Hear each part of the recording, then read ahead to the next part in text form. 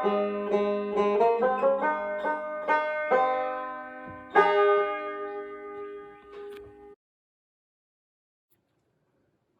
hey, how's things going?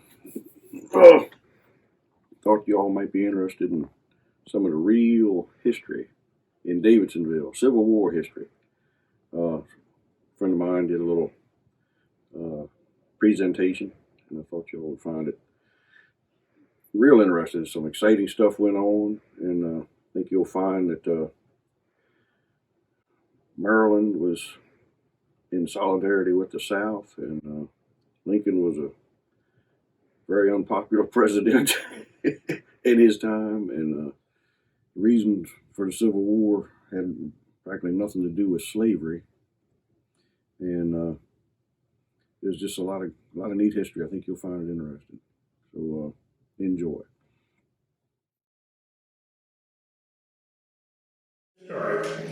Today I'm going to talk about the story of Captain Tom Watkins. Tom Watkins was a Civil War soldier, a Union Civil War soldier, who of course was from Davidsonville. This is my favorite story for three reasons. Number one, it's about local Anne Arundel and Davidsonville history. It's about the Civil War, and it's also what I just told you. After accidentally finding out about this story, I found out my family had a connection to it. Okay, next one. Tom Watkins was a local Davidsonville boy, like I mentioned, and at the age of 23, he decided to join the Union Army. Now, this was kind of an unusual decision for him to make because he was the only one basically in Davidsonville at that time, at the beginning of the war in 1861, to join the Union Army, where there were over 20 young men from Davidsonville who joined the Confederacy.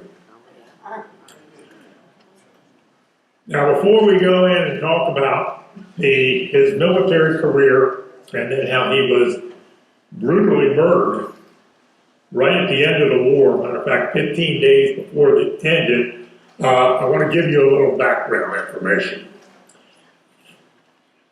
Maryland was a divided state during the time of the Civil War, which was 1861.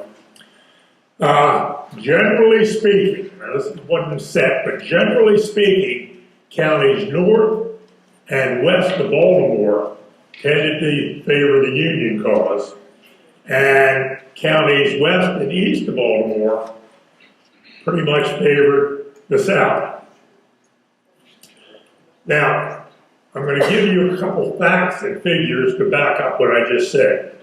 And that was that counties south of Baltimore tended to favor the Union.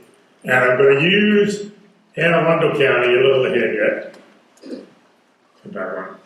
I'm going to use Anne Arundel County as my example. And I'm going to use Anne Arundel County for two reasons. Number one, Anne Arundel's political views and farming economy were very similar to that of the South. As you might say, any of the South counties, they were all pretty much the same.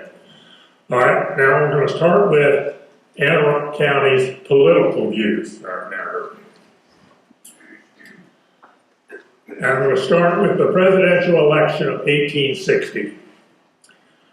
4 candidates ran for president that year. And as most of us know, Abraham Lincoln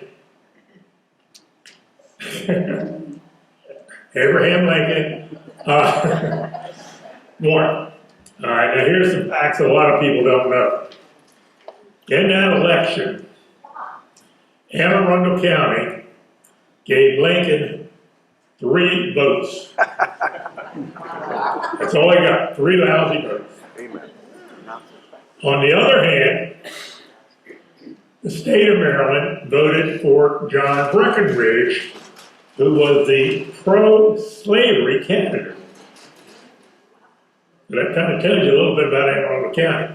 Okay, next. Here's how they voted. Here's how Maryland voted. You got Maryland and Delaware voting for Breckinridge along with the Deep South. Virginia, Kentucky, and Tennessee didn't even vote for Breckinridge. And of course, everybody up here voted for Lincoln. Okay, but that just kind of tells you how we were in line with the South. I think, what's next? Don't do it yet. Okay, not yet. Okay, now I'm losing my thought already. Anne Arundel County, getting back to Anne Arundel County had had the third highest number of slaves in the state. Only Prince George County and Charles County had more slaves than Anne Arundel County. Anne Arundel County also sent 700 young men into the Confederate Army, as compared to about 100 maybe from the Union, and a lot of those who went in for the Union were drafted. There was no Confederate draft in Maryland. So all those 700 men and all those 20 boys that I showed you earlier, they all went in on their own free will. Nobody forced them to go. Okay, now let's talk about the Davisville allegiance. You know, Anne Arundel County in general, but let's go to Davisville now. And as you can see, this pretty much speaks for itself. When you got 20 to 1, it kind of tells you something. But I'm going to give you a more alarming example than this. Okay, next. Anne Arundel County in 1850, which was 10 years before the Civil War, Anne Arundel County, Davisville was in District 1 of Anne Arundel County. Here's Davisville right here. And as you can see, Davisville kind of makes up, maybe a quarter to a third of that district. All right, now according to the 1850 census, go ahead, and this is what I just couldn't believe, 67% of the population of District 1 were slaves. Out of every 3 people you had in this district, 2 of them were slaves. They outnumbered the whites 2 to 1. No wonder back in those days they worried about slave revolts and slave rebellions, because they were outnumbered 2 to 1. All right, go to the next one. Now, the second district was a little bit better. It only had 56% slaves. What do we got next? We got, all right, now go back up a couple. Okay, here is District 2 right here. Here's District 1.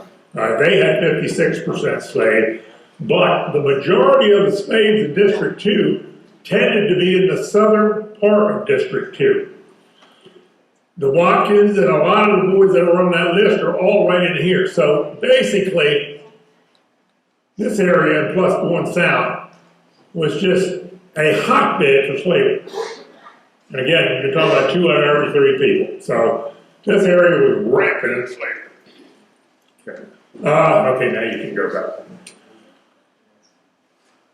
Okay, one more thing. Now, I also want to mention, not everybody in Davisville at that time were Southern sympathizers, but you got to think, with those kind of numbers of slaves, that it must have been the majority of the people in Davisville must have been Southern sympathizers.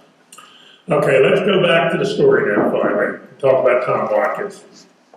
All right, Tom Watkins lived in this house with his mother, father, a younger brother, and 5 younger sisters. This house has been, and first of all, it's located about 3 miles from here. And I know a lot of you know where the Watkins property was, but just in case you don't know where this house is, which is still actively people living in it, if you're coming off Route 50 and you head south on 424, as soon as you get off the Cloverleaf, it's the first house on the right-hand side. And you've all probably been by it hundreds of times. They didn't even know it. All right, that's where the Watkins lived. The Watkins have lived in that house and on that property from the 1840s until 1993, at which time the last Watkins died, and that was Benjamin Watkins III, which a lot of us in here, not yet, you're too early,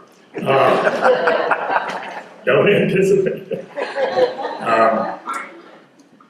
A lot of people know Benjamin Watkins III because I think I was like 40 years old when he died. So, I mean, I don't even most of you older people in Davisville know. All right.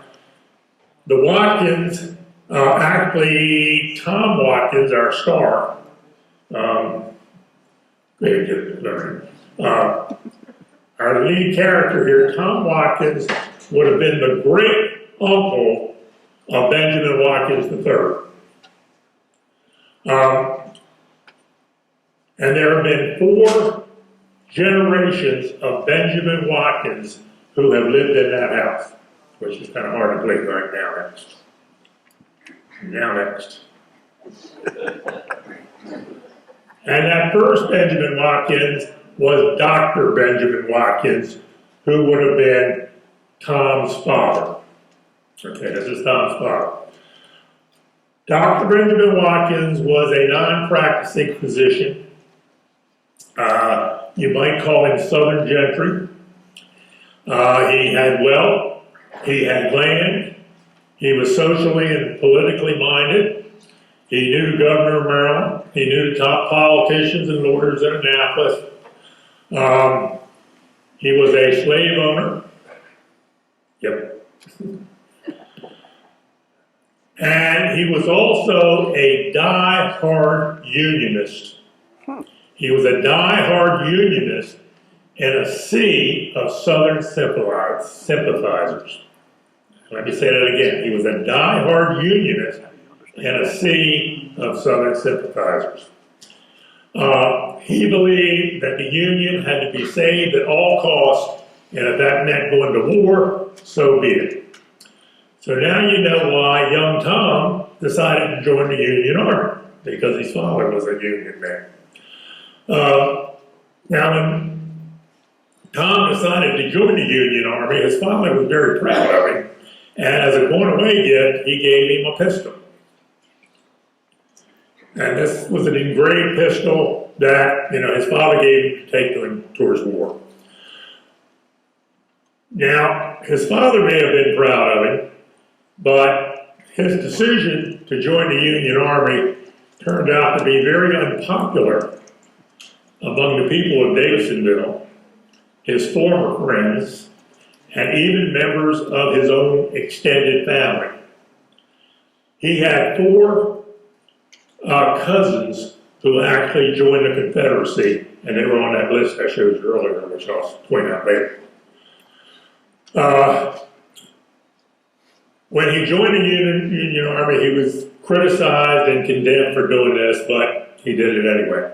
All right, now I want to give you some dates. The dates of the Civil War were April 12, 1861 to April 9, 1865. And the reason I want you to kind of keep this in mind is because I'm going to be throwing out months and dates, and I want you to know about where we are in the war. Are we at the beginning of the war? Are we in the middle of the war? Or will we get close to the end of the war? Now, April to April ought to be easy enough to remember, and then 61 to 65. Now, the first date I want you to remember is September 1861, which is like 5 months after the war begins. All right, 5 months after the war begins, Tom goes up to Baltimore, Fort McHenry, and enlists in the Union Army.